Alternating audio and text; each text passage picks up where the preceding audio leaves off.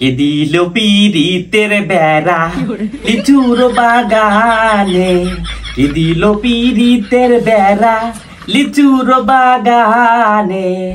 আরে কমলার বাগানে সই গো, কমলার বাগানে, কমলার বাগানে সই গো, কমলার বাগানে।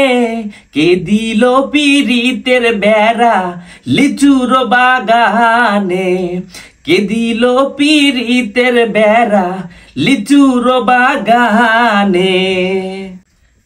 আহা গো গান গো, গানের কি লিরিক্স! লিচুর বাগানের মধ্যে পিরিতের বেড়া, মানে গানের কি সিকোয়েন্স দেখছেন? আবার কই যে না লিচুর বাগান না, কমলার বাগানে।